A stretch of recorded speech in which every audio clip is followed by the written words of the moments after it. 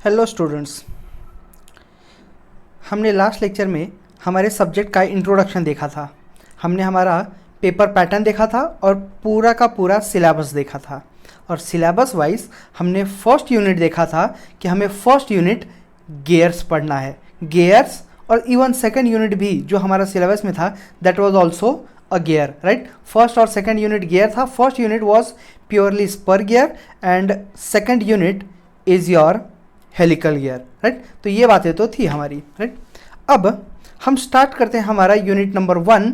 हम unit number 1 और unit number 2 दोनों भी एक साथ कवर करेंगे, सिंस दोनों भी है तो गियर थी। बाकी जो दो ऐसे टॉपिक्स जो दोनों के अंदर नहीं है, अलग अलग हैं, उन्हें हम इंडिविजुअली कवर करेंगे, राइट। ओके, इसके अलावा और ऐसी बात कि जो हमारा थ्योरेटिकल पार्ट है, थ्योरेटिकल पार्ट हम पीपीटी पे कवर करेंगे, प्रेजेंटेशन पे। और जो भी हमारा न्यूमेरिकल पार्ट होगा या फिर ऐसा कोई कंसेप्ट जो मुझे लगे कि नहीं भाई पीपीटी पे ये क्लियर नहीं होता है, this needs chalk and board, तो वहाँ हम चॉक बोर्ड पे मैं रिकॉर्ड करके उसे आपके साथ शेयर करूँगा, right. Okay, so starting with the first unit that is a gear. अब गियर के बारे में हमने छोटी क्लासेस में हमारे first year engineering even second year engineering में बहुत बार सुना होगा, राइट। और हर बार सबके मुंह से यही सुना होगा कि gear is nothing but a power transmitting element, right. एक ऐसा एलिमेंट जो पावर ट्रांसमिट करने के लिए हम यूज़ करते हैं। पावर ट्रांसमिट करने के लिए यूज़ करते हैं मतलब कि पावर जो है वो एक जगह से दूसरी जगह लेके जाते होंगे, मतलब कि कहीं तो भी पावर जनरेट करना पड़ रहा है।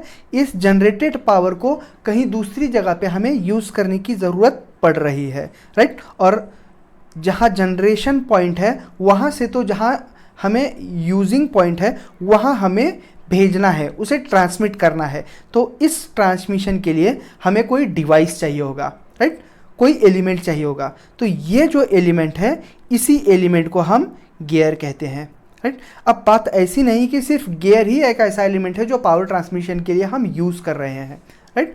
गियर के अलावा हमारे पास और बहुत सारे एलिमेंट्स हैं, जैसे कि चेन ड्राइव्स, जैसे कि पुलीस, जैसे कि रोप्स एक्सेट्रा, जैसे कि शाफ्ट्स एक्सेट्रा एक्सेट्रा। ऐसे एलिमेंट्स जो भी पावर को ट्रांसमिट करने के लिए हम यूज़ करेंगे, उन एलिमेंट्स को हम कहते हैं पावर ट्रांसमिटिंग एलिमेंट। तो gear is one type of power transmitting element. Now अब जब हम पावर ट्रांसमिटिंग एलिमेंट की बात कर रहे हैं तो जो पावर ट्रांसमिटिंग जितने भी पावर ट्रांसमिटिंग एलिमेंट्स अवेलेबल हैं, इन पावर ट्रांसमिटिंग एलिमेंट्स को हम दो कैटेगरीज में क्लासिफाई करते हैं। कुछ एलिमेंट्स होते हैं जिन्हें हम पॉजिटिव पावर ट्रांसमिटिंग एलिमेंट्स कहते हैं, और जो बचे हुए another category of power transmitting element is non positive type of power transmitting elements. So power transmitting elements दो तरफ के, एक पॉजिटिव पावर ट्रांसमिटिंग एलिमेंट्स और एक non positive power transmitting element. अब ऐसे पावर ट्रांसमिटिंग एलिमेंट्स जिसमें स्लिप नहीं होती है, राइट ना। अब स्लिप मतलब कि अगर हम एक सरफेस के ऊपर दूसरे सरफेस को रखते हैं तो उनके बीच में स्लिपिंग नहीं होती है, तो ऐसे जो पावर ट्रांसमिटिंग एलिमेंट हैं उन्हें हम कहेंगे positive type of power transmitting elements, right. और ऐसे एलिमेंट्स जो पावर ट्रांसमिटिंग के टाइम स्लिप होते हों तो उन्हें हम कहेंगे non positive type of power transmitting elements. अच्छा भाई, अब जब हम कह रहे हैं कि पावर ट्रांसमिटिंग एलिमेंट दो टाइप के हैं, एक नॉन पॉजिटिव और एक पॉजिटिव। पॉजिटिव मतलब कि जिसके अंदर स्लीपिंग की कंडीशन नहीं आती है, और नॉन पॉजिटिव मतलब कि स्लीपिंग होती है। तो ऑब्वियसली अगर स्लीपिंग होगी तो हमारा वो पावर लॉस होगा, राइट। हम तो पावर ट्रांसमिट कर रहे हैं और अगर स्लीपिंग हो रही है तो पावर तो हमारा कहीं ना कहीं लॉस हो रहा है। एग्जाम्पल के वाइज अगर हम बोलें तो गियर या फिर जो हमारा चेन एंड स्प्रॉकेट ड्राइव है, ये हमारा positive type of power transmitting element है, राइट। या फिर रोप एंड पुली या फिर बेल्ट एंड पुली ये हमारे स्लिपिंग स्लिप होता है इनके अंदर, मतलब कि non positive type of power transmitting element है, राइट। सो हमने कहा था कि हमने यूनिट गियर से चालू किया था, और द वेरी फर्स्ट थिंग कि gear is nothing but a power transmitting element, right. Power transmitting element, तो अब हम और स्पेसिफिकली कह सकते हैं कि पावर ट्रांसमिटिंग एलिमेंट मतलब कि ये positive type of power transmitting element है, राइट ना। गियर तो हमने बहुत बार देखा, हमें मालूम है कि जब दो गियर एक दूसरे के साथ मेश होते हैं तो वो तब तक स्लिप नहीं होंगे जब तक कि गियर के टूटे ना, राइट ना। फेल्यूर डजंट अकर, तब तक स्लिपिंग होगी नहीं, राइट। तो हम कह सकते हैं कि gear is a positive type of power transmitting element, right. More precisely power transmission हमने कहा कि it is nothing but a movement of energy from its place of generation to location where it is applied to perform useful work, right. जहां हमें produce करना है power, वहाँ से हमें जहाँ उस पावर को यूज़ करना है वहाँ तक हमें ट्रांसमिट करने के लिए जो भी हम डिवाइस यूज़ कर रहे हैं, that device is a gear, right. Okay, a gear is component within the transmission device that transmits rotational force to another gear और डिवाइस, राइट। अब गियर जो है वह हमेशा जो उसकी मोशन होगी, that motion will be rotational one, right. ये जो गियर है वो मैक्सिमम केसेस में हम शाफ्ट्स के ऊपर माउंट करते हैं, तो हम कह सकते हैं कि gear the motion of the gear is rotational one. Okay, so moving forward, अब गियर का जब हम बात कर रहे हैं तो हम इस गियर को मोर प्रिसाइजली ऐसा कहेंगे कि gears are nothing but toothed wheels, right. Gears are toothed wheels, wheels के ऊपर टीथ कट किए हैं, राइट, दांत कट किए हैं, राइट। अब दांत क्यों कट किया होगा उसके पीछे भी एक रीजन है, लॉजिक है, राइट। अब ध्यान दो, अगर हम दो डिस्क लें जिसके ऊपर हम टीथ कट नहीं कर रहे हैं, राइट ना। अगर हम दो डिस्क ले लें, मान लो कि ये हमारा एक डिस्क है और ये हमारा एक डिस्क है, दोनों को हम सरकमफरेंस के ऊपर अगर कांटेक्ट में ले करके आते हैं, इस पॉइंट के ऊपर, यहाँ जब हम कांटेक्ट में ले करके आते हैं और उसके बाद उन दोनों को हम एक दूसरे के अगेंस्ट प्रेस करते हैं। कैसे प्रेस करेंगे? इसको कुछ इस तरह से प्रेस करेंगे, इसको कुछ इस तरह से प्रेस करके रखेंगे, राइट। अब ऐसे रखते हैं कि इन दोनों के बीच कांटेक्ट बना रहे, there is always contact between both the surfaces of disc, cylindrical disc, right. तो अब अगर हम कहें कि इनमें से किसी एक डिस्क को हम रोटेट करते हैं, राइट ना। हमने क्या कहा कि हमने इस डिस्क को लाया, इस डिस्क को लाया, दोनों भी कांटेक्ट में लाया, कांटेक्ट पॉइंट ऐसा कांटेक्ट में लाया कि दोनों का भी कांटेक्ट हमेशा बना रहे। अब अगर कांटेक्ट पॉइंट बना रहे और इनमें से किसी एक डिस्क को, मान लो इस डिस्क को हम रोटेट करते हैं, जब हम इस डिस्क को रोटेट करेंगे तो ऑब्वियसली सिंस दोनों भी सरफेसेस कांटेक्ट में है तो वहाँ कुछ ना कुछ फ्रिक्शनल होगा, और उस फ्रिक्शन की वजह से जब हम इस डिस्क को रोटेट करेंगे तो दूसरा वाला डिस्क कुछ इस डायरेक्शन में, मतलब कि इस जो हमारा पहला वाला डिस्क था इसको अगर हम डिस्क नंबर 1 नाम दे दें तो डिस्क नंबर 1 के जिस रोटेशन में है उसके अपोजिट डायरेक्शन में सेकंड नंबर डिस्क रोटेट होगा, राइट। तो क्या हम इसका वर्किंग प्रिंसिपल समझ पा रहे हैं? क्यों रोटेट हो रहा है? क्योंकि हम इस सरफेस को जब रोटेट कर रहे हैं तो सेकंड वाला डिस्क का जो सरफेस है वो पहले वाले डिस्क के कांटेक्ट में है, तो फ्रिक्शनल फोर्स की वजह से उन दोनों के बीच में फ्रिक्शनल मोशन क्रिएट हो रहा है, जिसकी वजह से वो सेकंड नंबर डिस्क को भी ड्राइव कर रहा है, सो सेकंड नंबर डिस्क भी रोटेट हो रही है, राइट। तो हम क्या कह सकते हैं कि पहले डिस्क को तो हमने ड्राइव किया था, राइट ना, हमने इसको मोशन दिया था, मतलब कि हमने इसको पावर दिया था। अब ये जो पावर है वो सेकंड नंबर डिस्क तक पहुंची है, मतलब कि हमने पावर ट्रांसमिट किया है, राइट। अच्छा भाई, तो ये तो हो गई दो डिस्क की कहानी। कि अगर हम दो डिस्क को लेते हैं और दो डिस्क को कांटेक्ट में लेकर के एक डिस्क को घुमाते हैं तो दूसरा डिस्क घूमता है। क्यों घूमेगा? क्योंकि उन दोनों के बीच में फ्रिक्शन क्रिएट हो रहा है, राइट। अब बात तो ऐसी भी हो सकती है ना, अगर मैं पहले नंबर डिस्क को बहुत ज़्यादा पावर दे करके घुमाने की कोशिश करूं और इतना पावर दे रहा हूं कि इनके बीच में जो भी फ्रिक्शन जनरेट हो रहा है वो फ्रिक्शनल पावर हमारे दिए हुए इनपुट पावर से कम जनरेट हो रहा है, उस केस में तो जो फ्रिक्शनल है वो उतना अगर क्रिएट नहीं हो रहा है तो ऑब्वियसली वहाँ स्लिपिंग होगी, राइट। अगर स्लिपिंग होती है तो ऑब्वियसली वो हमारा पावर लॉस होगा, राइट।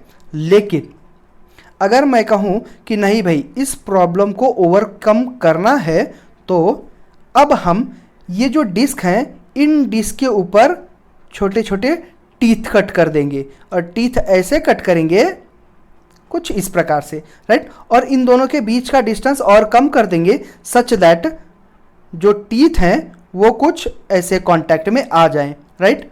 और अगर इस तरह से कुछ कांटेक्ट में आते हैं तो हम कह सकते हैं कि अब ये तब तक स्लिप नहीं होंगे जब तक जो टीथ हैं वो टीथ ब्रेक नहीं होते, वो तो टूट नहीं जाते, राइट। तो अब हम कह सकते हैं कि हमने इस डिस्क के ऊपर टीथ कट किए हैं, राइट। और ये जो टीथ कट किए हैं हमने, ये कुछ नहीं तो यही तो हमारा गियर है, राइट। तो मोर टेक्निकल टर्म जो गियर है वो कुछ नहीं तो टूथड व्हील्स हैं, व्हील के ऊपर दांत कट किए हुए हैं, राइट।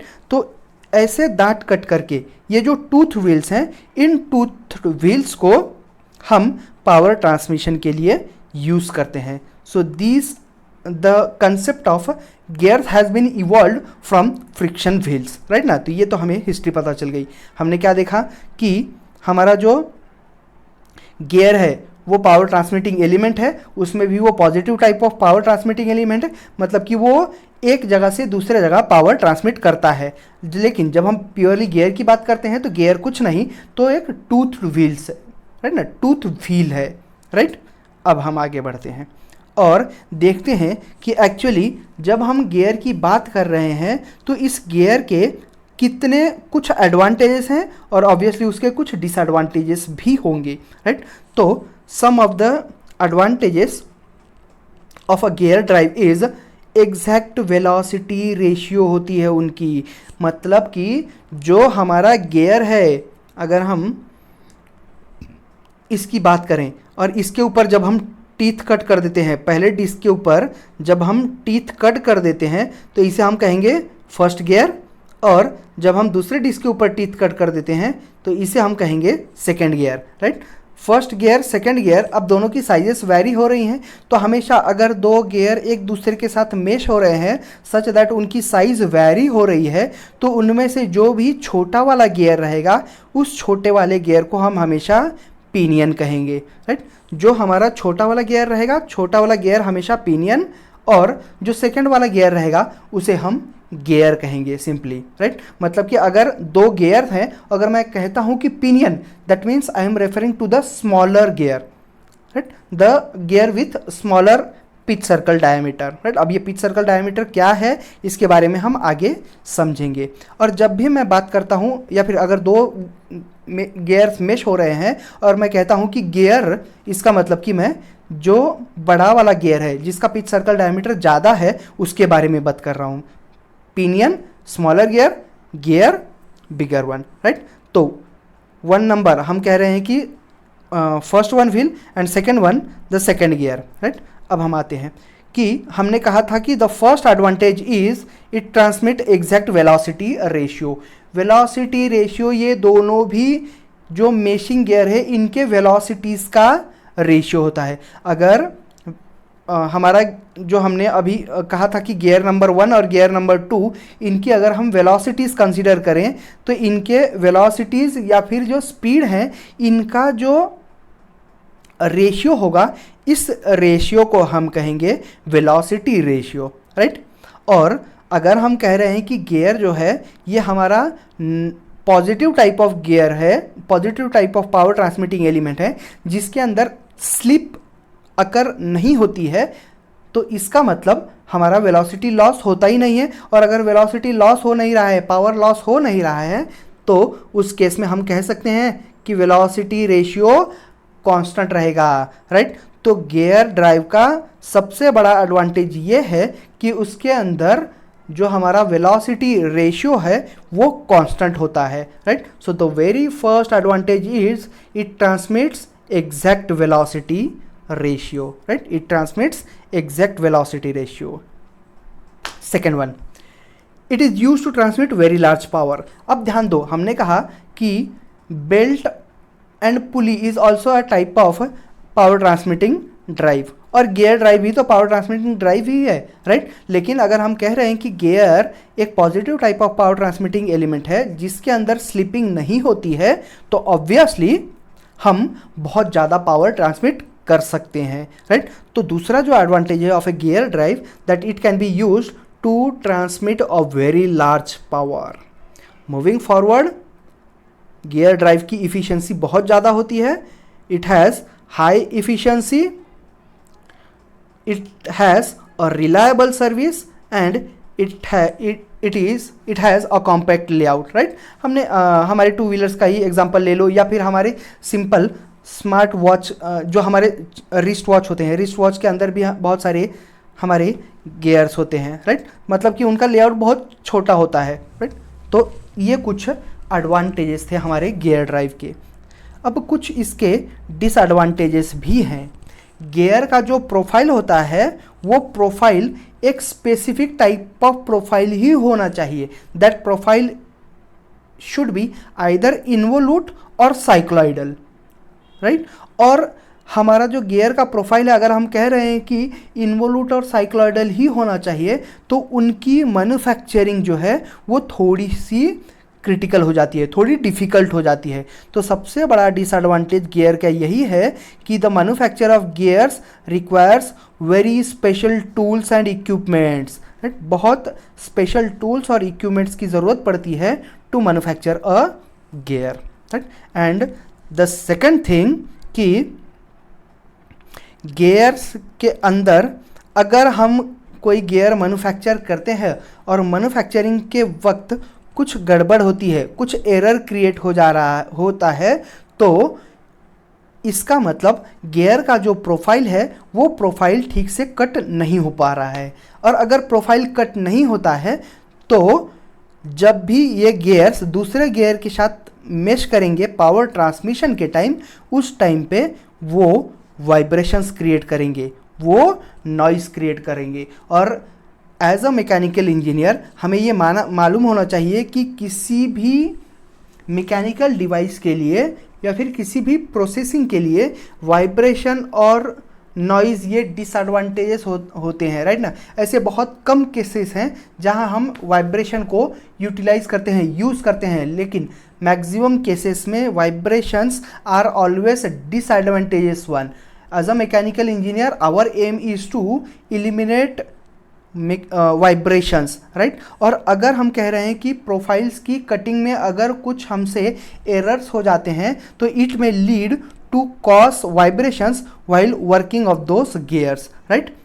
तो ये उसका डिसएडवांटेज है कि अगर हमसे कुछ गड़बड़ होती है तो वो क्रिएट करेंगे कुछ नॉइज़, कुछ वाइब्रेशंस, और अगर वाइब्रेशंस क्रिएट होते हैं तो हमारा जो भी एप्लीकेशन होगा, हम जहाँ भी उस गियर को यूज़ कर रहे होंगे उसके अंदर कुछ प्रॉब्लम्स क्रिएट हो रहे होंगे।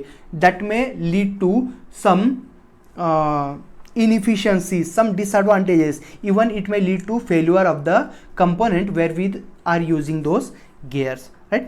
So that is all about the advantages of a gear drive and its disadvantages, right? अच्छा भाई, तो अब तक हमने क्या सीखा कि गियर कुछ नहीं तो टूथ्ड व्हील्स हैं जो कि हम पावर ट्रांसमिशन के लिए यूज़ करते हैं, और गियर ये positive type of power transmitting element है, राइट। उसके बाद हमने देखा कि गियर की हिस्ट्री जो है वो हम थोड़ा सा उसका जो प्रिंसिपल है वो फ्रिक्शनल फिनोमेना यूज़ करता है। जो हमारा फ्रिक्शन डिस्क है, डिस्क के ऊपर या फिर व्हील्स के ऊपर हम टीथ कट कर रहे हैं। मैंने आपको थोड़ी सी आइडिया दे दी कि जो टीथ होंगे उनके जो प्रोफाइल्स होंगे वो हमेशा इन्वोल्यूट होंगे या फिर साइक्लोइडल होंगे।